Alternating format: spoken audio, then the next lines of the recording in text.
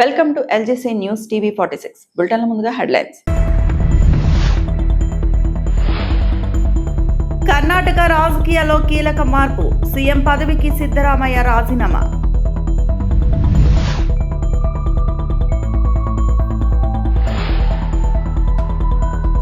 Gen Z యువతతో Nara Lokesh సమావేశం, genome పరిశోధనపై త్వరలో చర్యలు.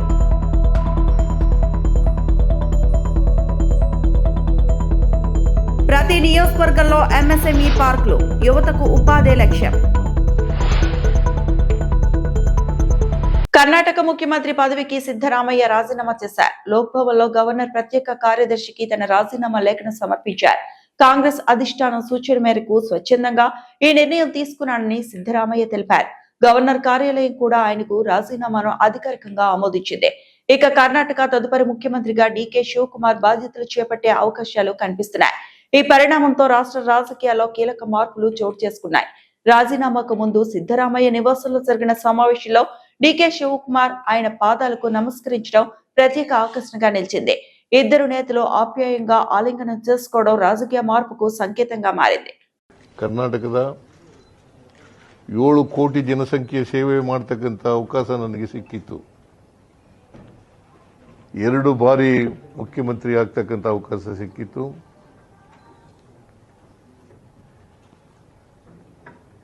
2 ಬಾರಿ ವಿರೋಧ ಪಕ್ಷದ ನಾಯಕನಾಗ್ತಕ್ಕಂಥ ಅವಕಾಶ ಸಿಕ್ಕಿತ್ತು.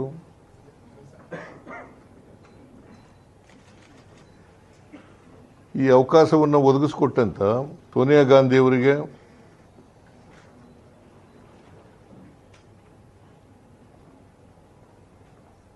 ರಾಹುಲ್ ಗಾಂಧಿ ಅವರಿಗೆ,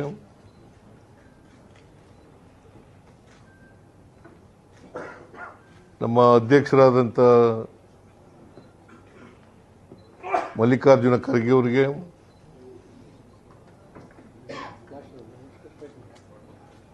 ಈ ಸಂದರ್ಭದಲ್ಲಿ ಅಪಾರವಾದಂಥ ಧನ್ಯವಾದಗಳನ್ನು ಅವರಿಗೆ ತಿಳಿಸ್ತಕ್ಕಂಥ ಕೆಲಸವನ್ನು ಮಾಡ್ತೇನೆ.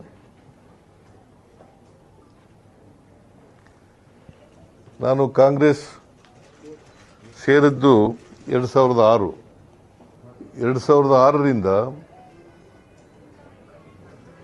ಕಾಂಗ್ರೆಸ್ಸಿನ ಕಾರ್ಯಕರ್ತರು, ಎಲ್ಲ ಕಾಂಗ್ರೆಸ್ಸಿನ ಮುಖಂಡರುಗಳು, ಶಾಸಕರು,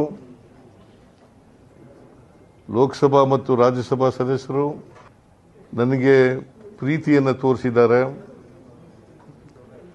ಅವಕಾಶವನ್ನು ಕಲ್ಪಿಸಿಕೊಟ್ಟಿದ್ದಾರೆ.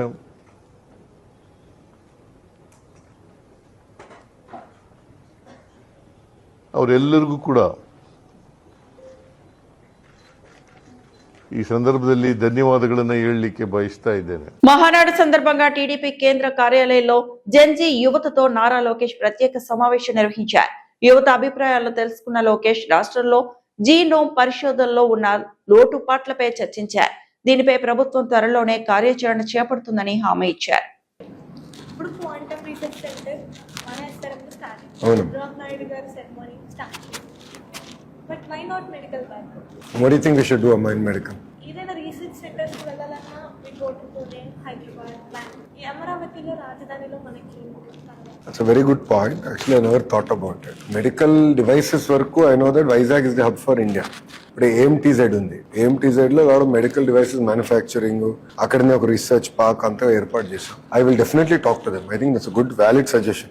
there are doctors, but we are researchers. You need research, exactly. So AMTZ is actually where research is happening. So AMTZ is not about doctors. It's about actually products required for in the field of medicine. So it could be pacemakers, it could be cancer research, molecular biology, genome research. So a lot of work is actually happening in that sector. So I take your feedback. That is one area that I think we should focus more and more. తీసుకెళ్ళాలని Chennai అటు వెళ్ళాల్సి వచ్చింది. AP Amaravati ఎస్ఆర్ఎంలో ఇప్పుడు bits government ఇచ్చే scholarship ద్వారా ఎస్ఆర్ఎంలో చదువుకునే అవకాశం వచ్చింది. ఇప్పుడు వీళ్ళు కూడా వస్తున్నారు, బిట్స్ కూడా వస్తున్నారు. I want to bring the best universities in the world, amma. For 2 years లో గ్రాడ్యుయేట్ అయిపోతుంది. I'm not going to other states. Why? ఎందుకంటే అమరావతి రాజధాని వచ్చిన తర్వాత why other states? But saying that, I don't believe that everything should come to one city. As a policy, the government's view is very clear. ఒకే రాష్ట్రం ఒకే రాజధాని అభివృద్ధి వికేంద్రీకరణ. They are very clear as a government. ఇది ఇప్పుడు కాదు, 2014 నుంచి బాబు గారు ఎప్పుడైతే అమరావతి రాజధానిగా ప్రకటించారో ఏ ప్రాంతానికి ఏం చేస్తారో కూడా ప్రకటించారు. So we are very focused on a decentralized development. Amravati will be the focused on certain areas. I agree that genome research is one area that we should focus in Amravati. I agree with you on that. That is part of our action plan. But medical devices manufacturing, next generation technology, it will happen in Vizag. Because AMTZ already exists, the ecosystem here. So that is one feedback that I find. I take your feedback. Professor నాగేశ్వరరావుపై BJP నేత సోము వీర్రాజు సంచలన వ్యాఖ్యలు చేశారు. బీజేపీకి వ్యతిరేకంగా పనిచేస్తున్న terrorist, naxalite అంటూ విమర్శలు, కమ్యూనిజాన్ని కాపాడలేక టీవీల ముందు కూర్చొని మాట్లాడుతున్నారని ఆగ్రహం వ్యక్తం చేశారు. జమ్మూ కాశ్మీర్ లో పీడీపీతో ఎందుకు పొత్తు పెట్టుకున్నారని నాగేశ్వరరావు నన్ను ప్రశ్నించారు. అవసరమైతే ఓవైసీతో కూడా పొత్తు పెట్టుకుంటానని నేను చెప్పానని వ్యాఖ్యలు. బీజేపీ ఎమ్మెల్సీ సోము వీర్రాజు అన్నారు. ప్రొఫెసర్ నాగేశ్వరరావు కాదు, కరుణుని గట్టిన తీవ్రవాది, నక్సలైట్, బీజేపీకి వ్యతిరేకవాది, మేధావి కాదు. దేశంలో కమ్యూనిస్టు రక్తాన్ని తాగినటువంటి వ్యక్తి.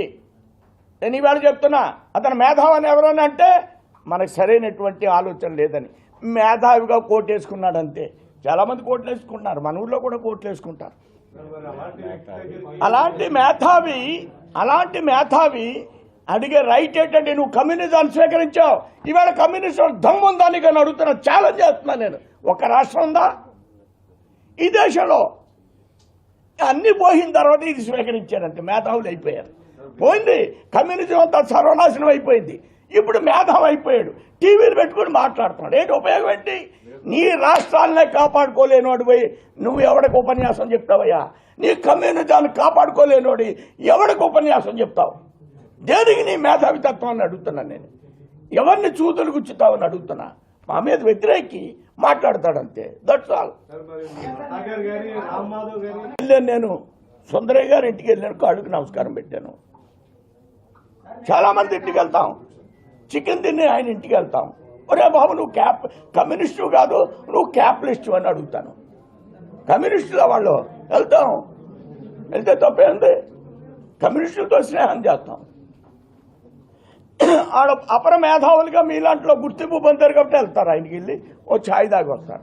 ఒరే బాబు, నువ్వు కమ్యూనిస్ట్గా ఉండకో, నువ్వు మారని లోపల చెప్పిపోతున్నావు, అది బయటికి చెప్పాలంటే. రాష్ట్రంలోని ఎంఎస్ఎంఈ పార్కుల్లో పరిశ్రమలు ఏర్పాటు చేసేందుకు పారిశ్రామికవేత్తలు ఆసక్తి చూపుతున్నారని మంత్రి కొండపల్లి తెలిపారు. ప్రతి నియోజకవర్గంలో ఎంఎస్ఎంఈ పార్కులు ఏర్పాటు చేసి పారిశ్రామిక అభివృద్ధిని వివరిస్తున్నామని చెప్పారు. రాష్ట్ర యువతకు ఉపాధి అవకాశాలు కల్పించడమే ప్రభుత్వ లక్ష్యమని మంత్రి స్పష్టం చేశారు. అంటే ఈరోజు మనకి ప్రధానంగా ఉన్నటువంటి సమస్య ఎంప్లాయ్మెంట్. మన ఎంప్లాయ్మెంట్ అనేది మన యువత కల్పించాలి. మనకి ఎంప్లాయ్మెంట్ రావాలంటే కొంత ఇండస్ట్రియలైజేషన్ మన ప్రాంతానికి రావాలి. జనరల్గా ఎనీ ఇండస్ట్రియలైజేషన్లో ల్యాండ్ ఎక్విజిషన్ అనేది ఖచ్చితంగా కన్విన్స్ చేసుకోవాల్సిన బాధ్యత ఉంటుంది. అంటే రైతులు కన్విన్స్ చేసుకోవాలి, ఎవరైతే భూమి ఇచ్చారో వాళ్ళకి భరోసా కల్పించాలి, వాళ్ళకి వచ్చినటువంటి నష్టపోకుండా వాళ్ళకి ల్యాండ్ ఇవాల్యుయేట్ చేసి వాళ్ళకి ఎంతైతే మనం కాంపెన్సేషన్ ఇవ్వాలో అది నచ్చచెప్పి ఇవ్వాల్సిన ప్రయత్నం చేయాలి. ఈరోజు హైదరాబాదు ఈరోజు మహానగరం జరిగిందంటే మరి ఆ రోజు ల్యాండ్ ఎక్విజిషన్ చేసి అక్కడ పార్కులు పెట్టడం కానీ ఇండస్ట్రీ తేవడం కానీ అవన్నీ సక్సెస్ఫుల్ అవడబట్టే ఈరోజు అత్యున్నతంగా ఈరోజు హైదరాబాద్ మహానగరం కింద అయింది. మీరు చూసుకుంటే ఎయిర్పోర్ట్కి 5,000 ఎకరాలు అప్పట్లో ల్యాండ్ ఎక్విజిషన్ చేయడం జరిగింది. లేదా ఇండస్ట్రియల్ పార్క్స్కి ల్యాండ్ ఎక్విజిషన్ చేయడం జరిగింది, ఐటీ పార్క్స్కి ల్యాండ్ ఎక్విజిషన్ చేయడం జరిగింది. అవన్నీ కూడా చేశారు కాబట్టే మన ప్రాంతంలో ఉన్నటువంటి వ్యక్తులకి అక్కడ ఉద్యోగాలు ఇప్పటికీ కూడా మన వాళ్ళు అక్కడికి వెళ్ళి ఉద్యోగాలు చేసుకోవాల్సిన పరిస్థితి ఉంది. మన ప్రాంతంలో ఉద్యోగాలు రావాలంటే ఖచ్చితంగా మనం కొన్ని ఇండస్ట్రీస్ మన ప్రాంతానికి తీసుకురావాలి. దానికి తీసుకురావాలంటే కొంత ల్యాండ్ ఎక్విజిషన్ అని చేయాలి. అలాగని రైతుకి ఎవరికి కూడా కష్టం కల్పించకుండా చాలా కన్విన్సింగ్గా మేము ముందుకెళ్తాం. ఏ రైతైనా కూడా ఖచ్చితంగా వాళ్ళకి నమ్మకాన్ని జయించుకొని వాళ్ళకి నష్టం చేకూర్చకుండా మేము వాళ్ళని కన్విన్స్ చేసుకునే దశగానే ల్యాండ్ ఎక్విజిషన్ చేస్తాం. కొత్త పెన్షన్స్ గురించి ఆల్రెడీ డిస్కషన్ అవుతుంది, దాని గురించి మాట్లాడడం జరిగింది. ప్రధానంగా విడో పెన్షన్స్ ఇవ్వాలన్నది గౌరవ ముఖ్యమంత్రి గారి ఆలోచన. ఫస్ట్ విడోస్కి ఇద్దామన్నది, దానికి బడ్జెటరీ గట్రా చూసుకొని ఇద్దామన్నది ఆలోచన.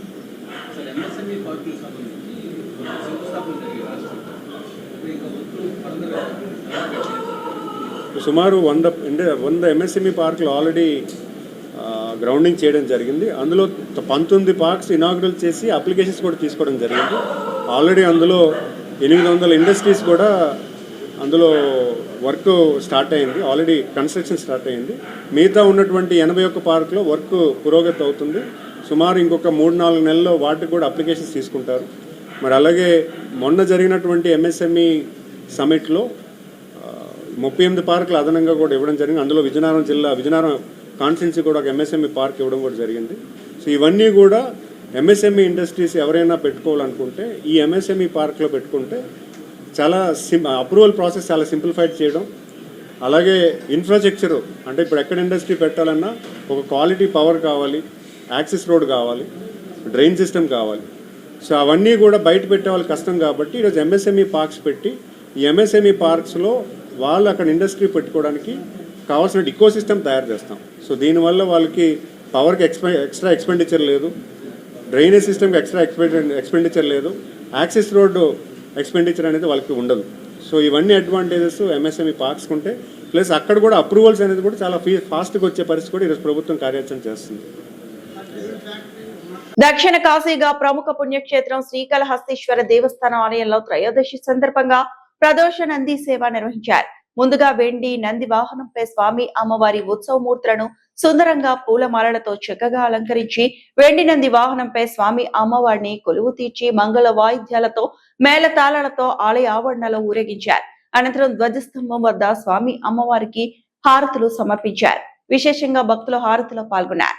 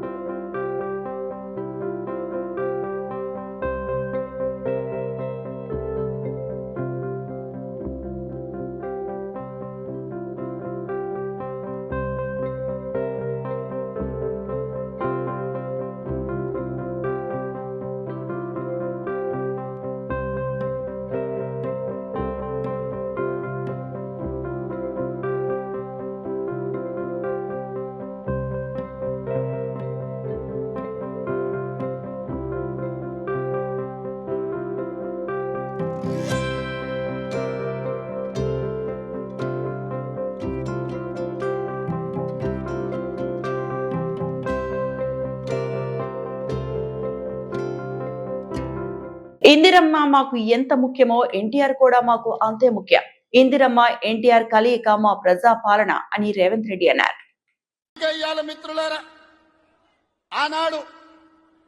ఈనాడు మేము అందిస్తున్న ఇందిరమ్మ ఇల్లు కావచ్చు, ఆనాడు ఎన్టీఆర్ గారు మొదలుపెట్టిన పక్కా ఇళ్ల పథకమే ఈనాడు ఇందిరమ్మ ఇళ్ల పథకం అని నేను ఈరోజు గర్వంగా చెప్పదలుచుకున్నా. ఈనాడు ఇందిరమ్మ మాకు ఎంత ముఖ్యమో ఎన్టీఆర్ కూడా అంతే ముఖ్యం. ఇందిరమ్మ ఒక తరం అయితే ఎన్టీఆర్ ఒక శకం. వాళ్ళిద్దరి కలయికనే ఈనాటి ప్రజా పాలన. ఈ రోజు బీజేపీ మెదక్ జిల్లా కార్యాలయంలో బీజేపీ మెదక్ జిల్లా అధ్యక్షులు వాల్దాస్ రాధా మల్లేష్ గౌడ్ గారి ఆధ్వర్యంలో జిల్లా ప్రశిక్షణ తరగతులు నిర్వహించుటకే సన్నాహక సమావేశం నిర్వహించడం జరిగింది. ఈ నెల 30వ తేదీన ఉదయం 9 గంటలకు మొదలుకొని మరుసటి రోజు 31వ తేదీ సాయంత్రం 5 గంటలకు ముగుస్తుంది అని తెలియజేయడం జరిగింది. ఈ కార్యక్రమానికి ముఖ్య అతిథిగా ప్రశిక్షణ మెదక్ జిల్లా ఇన్ఛార్జ్ కట్టా సుధాకర్ రెడ్డి మరియు ప్రశిక్షణ ప్రభారి బసవరాజు రావడం జరిగింది. ఈ కార్యక్రమంలో జిల్లా ప్రధాన కార్యదర్శులు సంగసాని సురేష్, రంజిత్ రెడ్డి, రాష్ట్ర కౌన్సిల్ సభ్యులు రాగిరాములు, సుభాష్ గౌడ్, జిల్లా ఉపాధ్యక్షులు రాజేందర్, జిల్లా కార్యదర్శి కల్కి నాగరాజు, ఓబీసీ మోర్చా రాష్ట్ర కార్యవర్గ సభ్యులు గడ్డం కాశీనాథ్, కిసాన్ మోర్చా జిల్లా అధ్యక్షులు సత్యనారాయణ, మాజీ ప్రధాన కార్యదర్శి నల్లాల విజయ్, ఎంఎల్ఎన్ రెడ్డి, యువ నాయకులు పాల్గొన్నారు. కార్యక్రమానికి వర్క్ షాపు మెదక్ జిల్లా పార్టీ ఆఫీసులో నిర్వహించడం జరిగింది. ఈ యొక్క ప్రశిక్షణ ఈ నెల 30 తారీఖు, 31వ తారీఖు. 30 తారీఖు నాడు ఉదయం 8 గంటలకు ఈ శిక్షణ తరగతుల్లో ఎవరైతే పేర్లు ఉన్నాయో ఆ పేర్లకు అందరికీ కూడా ఇంటిమేషన్ వెళ్ళడం జరుగుతున్నది.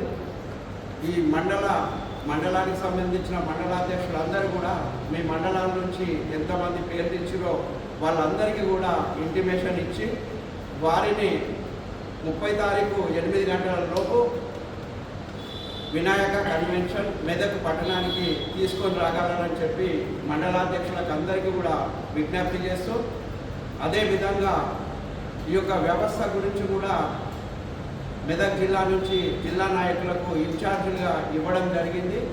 ఈ రోజు నుంచే మీకు ఇన్ఛార్జీలుగా ఏదేదైతే బాధ్యతలు ఇచ్చినామో ఆ బాధ్యతలన్నీ కూడా మీరు నెరవేర్చాలని తెలియజేస్తూ, ఈ రోజు నుంచి మరి ఈ యొక్క రిజిస్ట్రేషన్ చేయించుకున్న స్టేట్ పార్టీ నుంచి 238 మంది పేర్లు మనము స్టేట్ పార్టీకి పంపడం జరిగింది.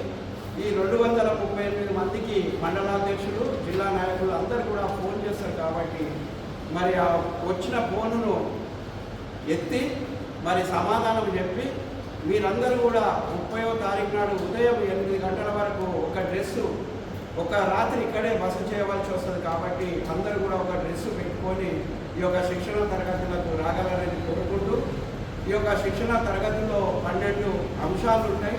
ఒక్కొక్క అంశం పైన ఒక్కొక్క వక్త స్టేట్ ఆఫీస్ నుంచి ముఖ్య నాయకులు వస్తారు. వాళ్ళందరూ కూడా వివరంగా ఈ శిక్షణ తరగతుల గురించి వివరిస్తారు.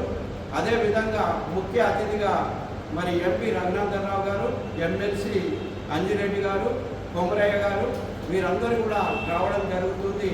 కనుక మెదక్ జిల్లా నాయకులకు, మండలాధ్యక్షులకు, మరి జిల్లా ప్రధాన కార్యదర్శులకు, అదేవిధంగా మండల ప్రధాన కార్యదర్శులకు, నాయకులకు అందరికీ కూడా విజ్ఞప్తి ఏంటిదనంటే, మరి ఈ యొక్క జరిగే కార్యక్రమము మొత్తం కూడా ఆన్లైన్లో ఉంటుంది కాబట్టి ప్రతి విషయం కూడా స్టేట్ ఆఫీసు గమనిస్తుంది.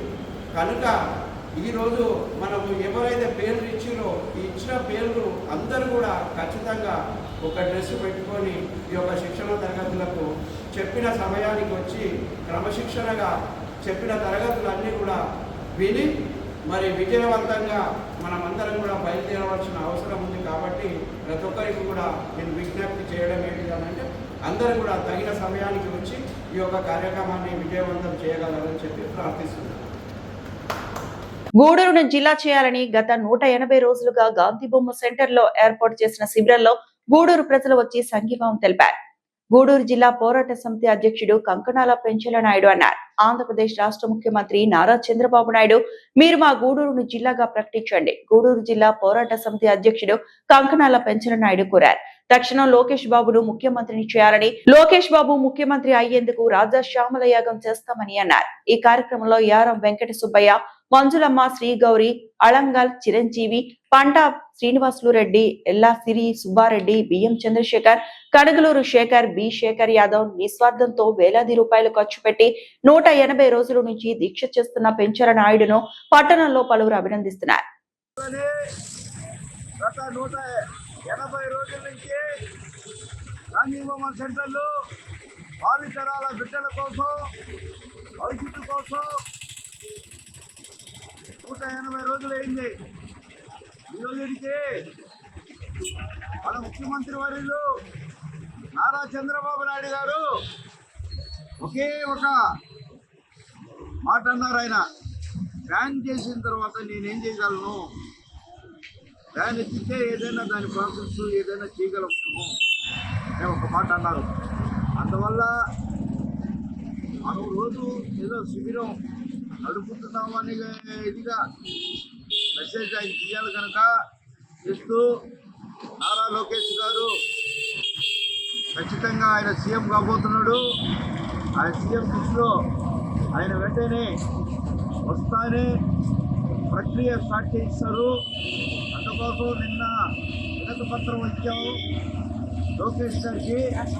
అందుకోసం మనం లోకేష్ గారికి కోటి దండాలు పెడుతూ, అదేవిధంగా మన వెంకటేశ్వర స్వామి ఆశీస్సులు లోకేష్ గారికి ముఖ్యమంత్రి ఆశీస్సుగా అందించాలని తెలియజేస్తూ సెలవు తీసుకుంటున్నాం. ఈ వార్తలు ఇంతటితో సమాప్తం.